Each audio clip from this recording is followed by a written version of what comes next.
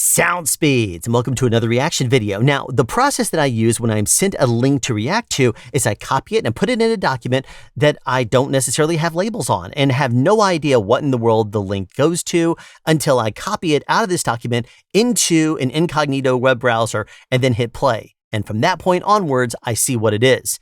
And that's what we're dealing with today, is I have no idea what this video is that I'm going to be reacting to. So we're going to plug it in and see what it is. Let's go to it. Incognito web browser, hitting paste. And what is this video? Wait a minute. Okay, an ad. Why do you do this to me, people? Tilta Zombie Rig Light introduced.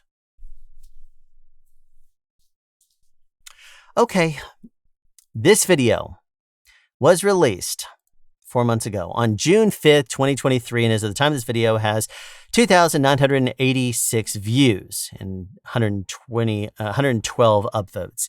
Released on the Cine D YouTube. I can't even talk at this point. Why even bother? 141,000 subscribers. Let's go ahead and watch this video.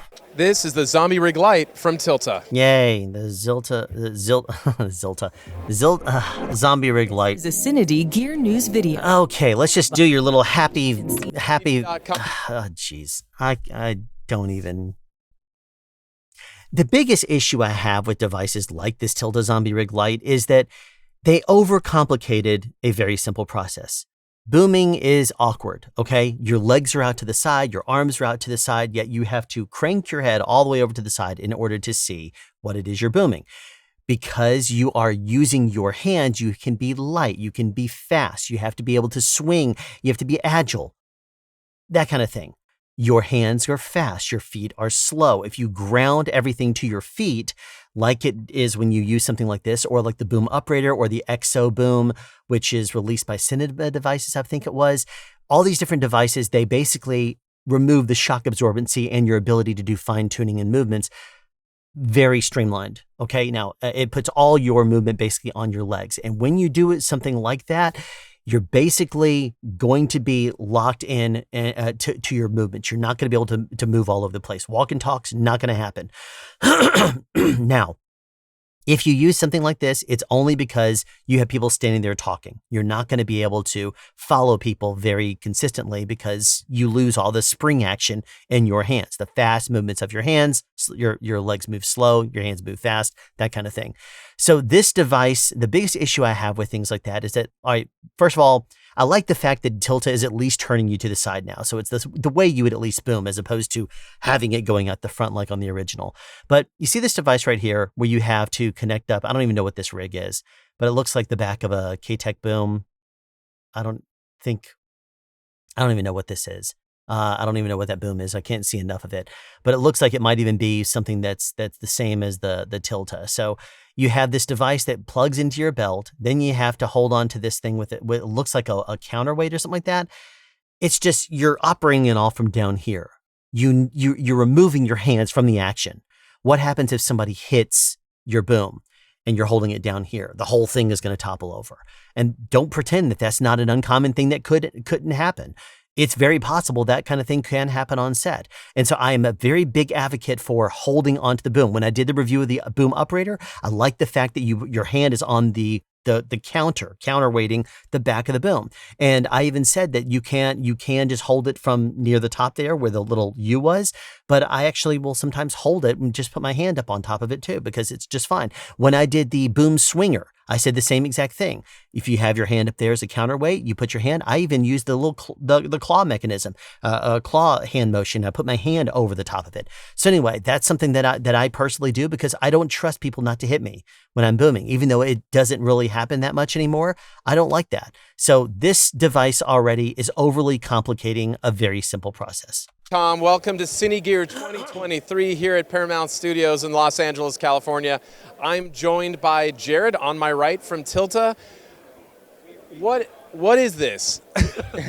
This is the Zombie Rig, which is a boom pole support system, and is the first one that allows you to operate the boom with your both arms down in a Yeah, as if we need to do that. I mean, Okay, if you use a preambulator boom, which is a device that you sit in, you're basically sitting there and operating everything with wheels and stuff. You're in a studio environment. Your boom is up over the top of the cameras, hanging up high, so the microphone is multiple feet away from actors. When you're using this, why do you need to have your hands so far away from the boom? It's like whenever you have a camera that is on a remote head, the operator's in a different room. They are not seeing beside the camera anymore. It used to be you put a camera up to your ears, you're able to see through the viewfinder, and you keep the other eye open. That way you can see spatially around you. You still do that, but whenever there's a camera operator that's doing a remote operation from someplace offset, they lose the ability to see anything else in there, and if they need to swing over. So they can't do that unless everything is being rehearsed and everything is a pre-planned move, or if it's something like a super techno crane. But you don't need to do that with a boom. There's zero reason why you need to completely remove your hands from a boom and have them separate. Zero purpose. Comfortable position and takes all the strain off. I mean, so how does It doesn't takes all the strain off. You're still having to support everything. The fact that little support thing comes from one side means that you're still shifting your weight. You see how he's leaning to the side over here? You're still having to lean a little bit because it's putting weight on the side. Now, granted, he's also holding a bag, which is harnessed over his shoulders. So that is centered. Okay, great. Let's just get into it. How does it actually feel right now? And do you feel like you can be as precise as you need to be as a boom pole operator? Yeah, it feels really great. It's super light. The whole thing weighs less than 2 pounds. It works with any boom pole, works with any bag. Let's look at that. Let me look at the assembly up at the end. Oops, let's go back. Okay, it looks like, okay, it hinges there. Is that designed for it to rotate and spin? I don't know what this whole weight assembly thing is. There's another support down there. So that looks like it can pivot. I don't understand. Maybe it's designed for you to be able to twist also. Maybe, oh, looking at this, because of that pivot there, it's a joint. So joints are usually, so that way you can twist them and they will pivot. So I wonder if you can twist that back thing, if it twists this part. If you twist this, does it twist up there? It almost looks like there's a gear or something like that there too. I don't know. We'll have to see. And yeah, it's super. There you go. Okay, so he's twisting it. How is he doing that? Oh, so he is doing exactly what I just got through saying. So down over here, he's twisting this part here, and that's how it's spinning the boom over. Just be careful about twisting up a cable if it's internally cabled on your boom pole. Probably more precise because, I mean, it is just so smooth. And okay, it's not going to be more precise than your hands, unless your hands get tired and you fatigue and then you lose your ability to control the boom. This is not going to be more precise at all because you're having to remote. Nothing is more accurate than your hands. Nothing. If you control things with your hands, it's got zero reaction time. You're not having to move something in the air to control the thing you're trying to move. So your hands are going to be faster and more precise than this any day of the week. There you go. With 2 hands on, I could actually do it with 1 hand if I really wanted to, but having the 2 hands on it in the steady cam configuration. Okay, what you're losing if you're a bag mixer right now is your ability to actually mix in your bag.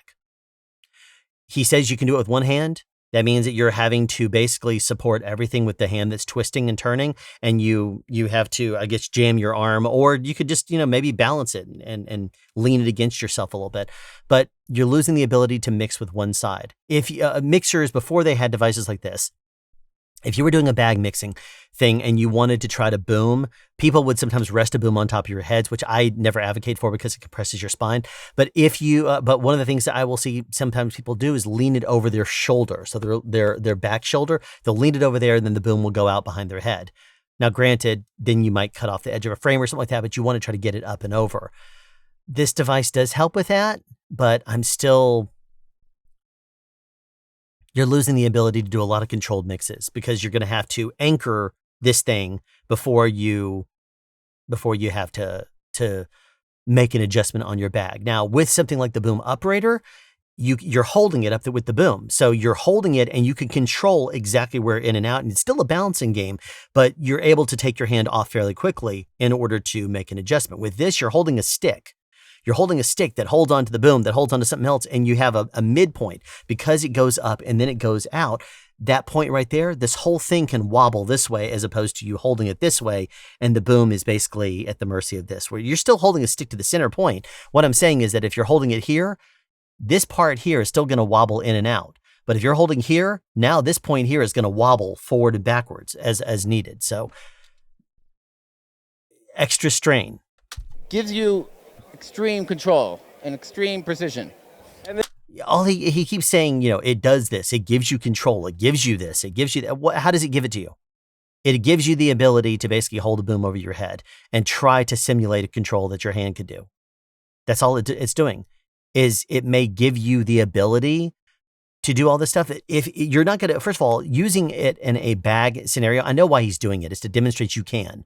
But your market on this device is not going to be bag mixers. They have enough that they have to deal with there too. If you have to go over and make an adjustment to someone's lav, for example, you're a one-man band. How are you going to anchor this thing and just, you know, walk over to an actor and say, okay, well, hold on a second. And you have this weird thing going up and over and you have to retract it or whatever. It's not designed for that. Your market here should be boom operators. So someone that's not getting in there and having to adjust a lav because you have a sound utility doing that. So that's a big issue too. You know your audience, know your market here. And if you're trying to appeal to bag mixers, you got to be able to collapse this thing real quickly. How are you going to do that? And then how long just setup time did it take you to kind of get this going? And then walk me through Oh, he's probably going to say 2 minutes or something. some of the hardware. So you have your like standard mixer bag here, and there's like one pole in it, and then you're operating like a weighted end. Walk me through that. Yeah, so this is the support beam, which works with, it locks onto any sound bag right here. It locks onto a sound bag. I would like to know more about that because, I mean, obviously, sound bags are made pretty strong, but how does it lock on? Some bags can be fragile, and if you lock onto the side of it, you could be damaging your bag. It'd be great if you went into that a little bit more. Also, when you rotate this pole, it rotates the boom like that, and the setup time is just a few. He's not demonstrating anything. He's not explaining anything. He's like, oh, well, it clips onto the bag, and then if you spin it, it spins the boom. Explain the thing, dude. I mean, we can see what it's doing. Boom operators are not idiots. We can see what this thing is doing. You're not telling us anything. Few minutes, and it's basically like a Steadicam. You take it is, dude. Okay, this is not like a Steadicam at all. A Steadicam is a support system that takes the movement of your body out of the camera. That's what the purpose of it is. It anchors all the way to basically one central point that's independent, that's on your core, your chassis of your body, basically. And what this is doing the same exact thing. But the thing you have to keep in mind is, if you take a camera and you take it out of your hands and you put it on a support system of the Steadicam, both of your hands are still actively on the camera in order to maneuver it. And all you're doing is taking the weight off of the camera and putting it on your core. What this is doing is it's taking the mobility of this entire device and putting it on your core. There is no suspension on this. This is held in place. There is no spring action. There is no arm that's holding this and supporting this. There is nothing at all like that. All it's doing is just, it's a stand. It's supporting it. That's all it's doing. It's not springing. It's not absorbing any of the impact. And so this is just allowing it to pivot around there and swing around. Okay, well, that's all well and good, but it is not a Steadicam for your body, because what a Steadicam does is it takes the movement out of the unwanted movement out of the human error, basically out of the movement, and makes it more smooth. This is not doing that. Boom poles are smooth by nature because it's being held by someone that knows how to position it. What this is doing is it's supposed to be supporting it to get it off of your hands and make it easier for you to hold for a certain for an extended length of time. You're not even marketing this thing correctly, in my opinion, dude. Take it off and on like a Steadicam, and the whole thing is designed for a one-man operation. So he did not even answer the question. How, you know, I want to know how long this thing goes. How much time does it take to put on takeoff? He didn't answer it. He says, well, the front thing holds the pole, and then the backhand, it spins the pole. And this whole thing is designed for one-man operation. And it's like, answer the questions, dude. We want to know about this thing, right? Why don't you bother answering some of the questions?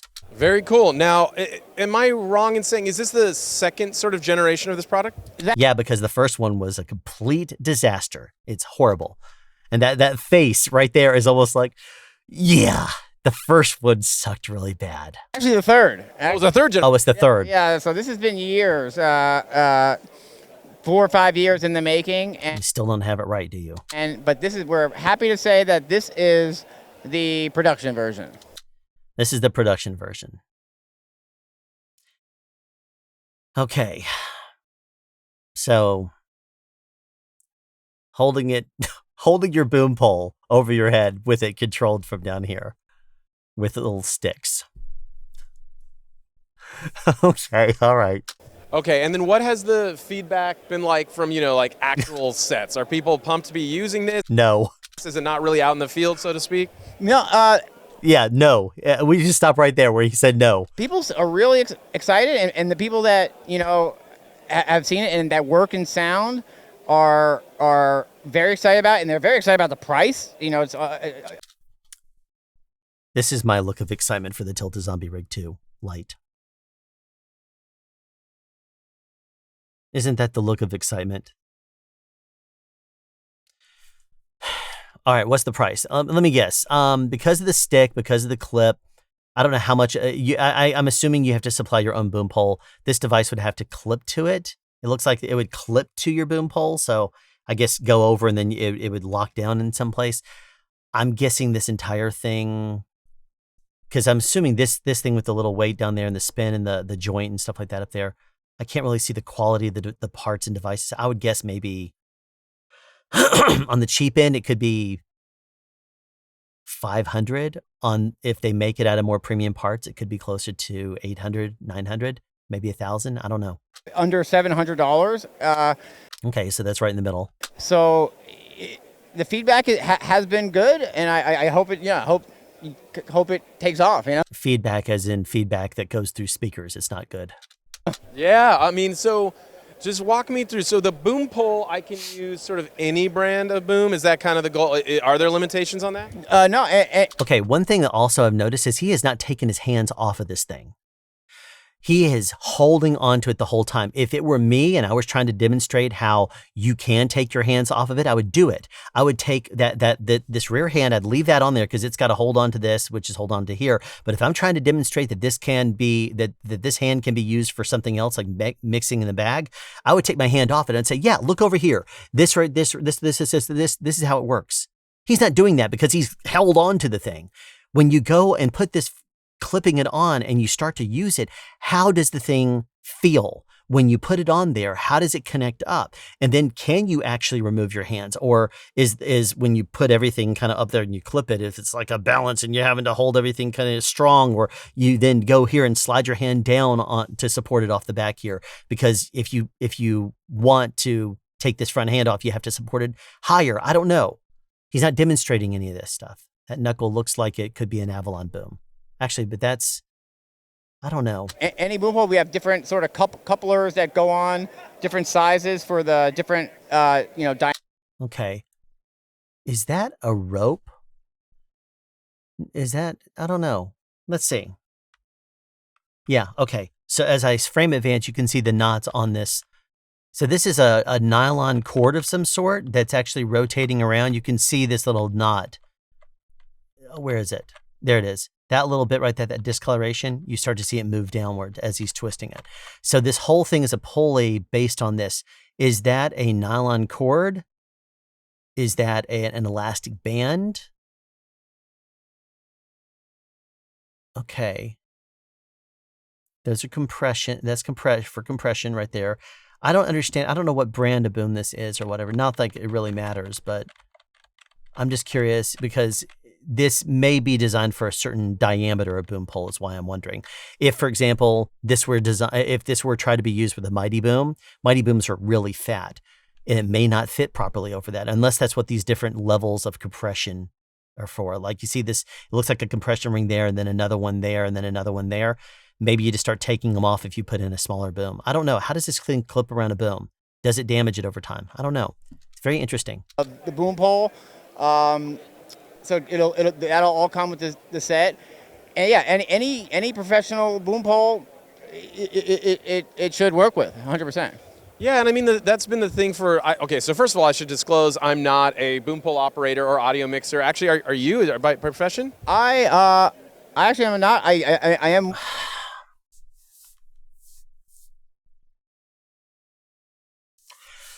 That in itself explains why he has no idea what being a boom operator is all about. This is the face of your product.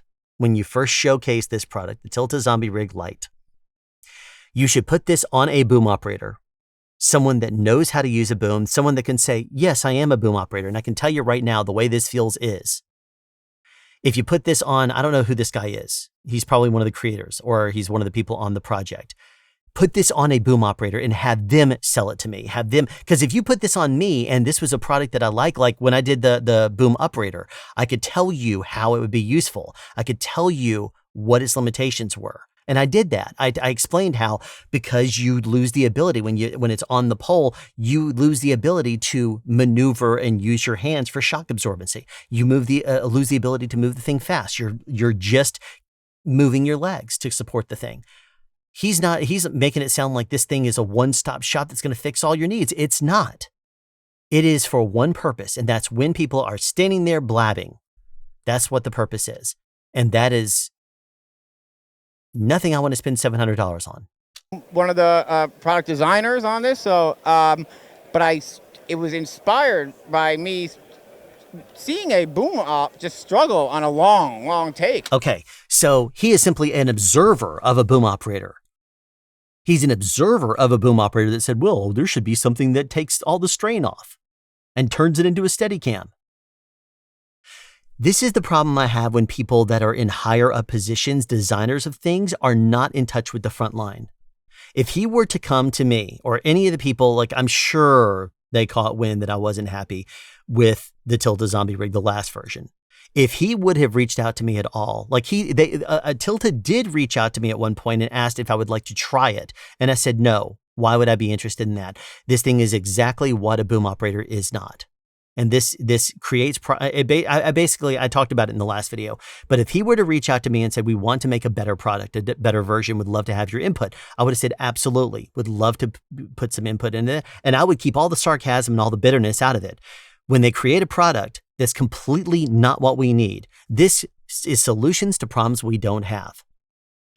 And anyway, this is a project designer who simply saw a boom operator struggling, and that was his inspiration for creating a product. You know what? I'm thinking that I need to create a new type of dessert, and that dessert is based on people that want to have no calories and or have no sugar in it. That's what it should be.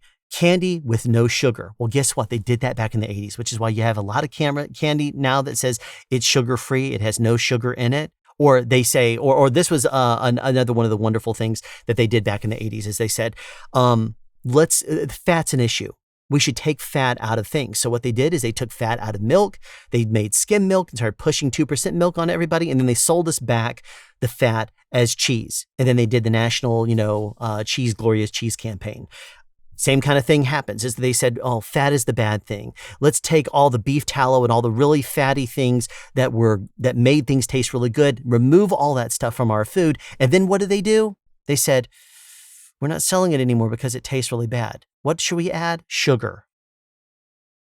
Add sugar to something to make it taste good. Remove the fat, which is actually your body does need fat.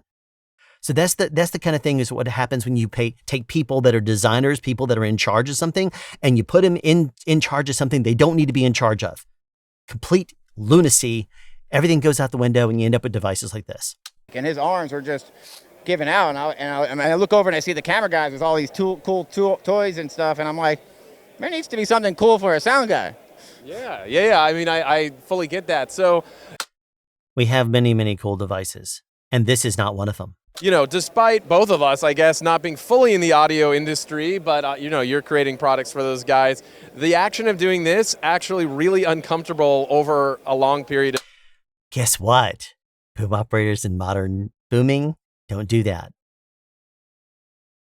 time, if you've ever done that for any length of time. So I've seen people kind of put it Oh, good. So he's going to tell me, oh, if you've ever done this for a certain amount of time, this is what you feel. Thank you for telling me what I should be feeling when it's my profession. You don't do it for a living. Neither does this other dude.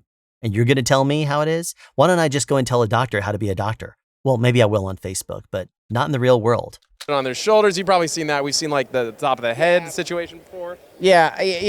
There's been a lot. Like for 100 years, boom pole has been out for 100 years, but it hasn't changed much. It started as a broomstick with a mic on the end, and it's just really uncomfortable. If you've ever held a boom, I'm sure people. Yes, because you don't do it right. If you don't do it right, it's not going to ever be comfortable. You can't ever make it work for you. Now, granted, there are some situations where you just can't make it comfortable for anything. But the fact of the matter is, it's designed to be flexible. It's designed to be light. It's designed to be hand controlled. If you want to take that off of there, don't create solid pieces of support. Make something that's springy. Make something that's, anyway, this is not it. People watching this, I've held a boom at least once. If you haven't, just hold your arms up. Don't even hold your boom up. Hold your arms up above your head for 5 minutes and see how your arms feel. Not great. Very cool. Well, Jared, thank you. Yeah, this is a project designer that doesn't even do what it is. This is one of the things, like, it's irritating to me when I hear this kind of thing. It's like, why don't I make a camera support system, not being a camera person? Why don't I make a car without being a mechanic or knowing anything about them? This is why people like, Elon Musk, when he created the Tesla, he was the engineer behind it. He created the thing and he wanted it to be the way he wanted it to be for certain purposes. He designed it based on what he felt it should be, based on his engineering background and stuff like that.